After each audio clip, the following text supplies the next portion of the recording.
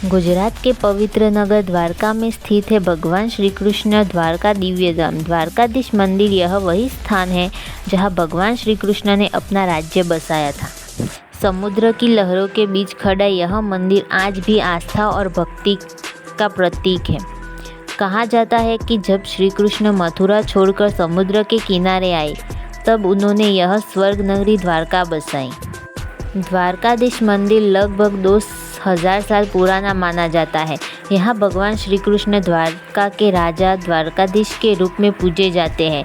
वर्तमान मंदिर की संरचना 16वीं शताब्दी में बनाई गई थी। द्वारकाधीश मंदिर 7 मंजिल ऊंचा है और चूना पत्थर से बना हुआ है। इसका शिखर 52 गज ऊंचा है। यहाँ हर दिन 5 बार मंदिर का झंडा बदला जाता है। कहते हैं कि इस झंडे की ऊंचाई समुद्र के स्तर से हमेशा समान रहती है। चाहे ज्वार हो या भाटा, यह कभी नहीं झुकती। द्वारकाधीश मंदिर 4 धामों में से एक है। बद्रीनाथ, पुरी, रामेश्वर और द्वारका।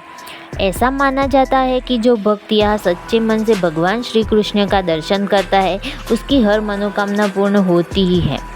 सुबह और शाम की आरती के समय पूरा वातावरण जय कृष्ण जय घोष से गूंज उठता है। समुद्र की गहराइयों में आज भी पुरातत्वियों को प्राचीन मंदिरों के अवशेष मिलते हैं।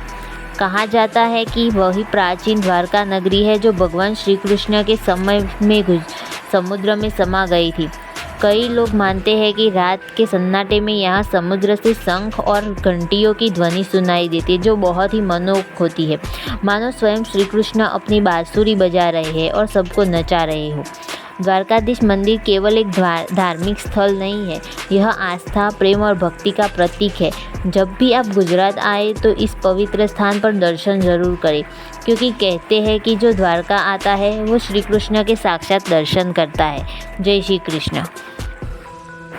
प्राचीन समय से कहा जाता है कि जब गांधारी ने श्री कृष्ण को सारे उनके वंश का नाश होने का श्राप दिया था, इसकी वजह से यह नगरी द्वारका पूरी की पूरी समुद्र में समा गई थी और उनके वंश का नाश हो गया था, यानी कि यादव वंश समाप्त हो गया था। द्वारका नगरी का इतिहास बहुत ही मनोहर है। अगर आप कभी द्वारका जाएंगे तो आपको वहाँ के हर कण में द्वारकाधीश की अनुभूति होगी।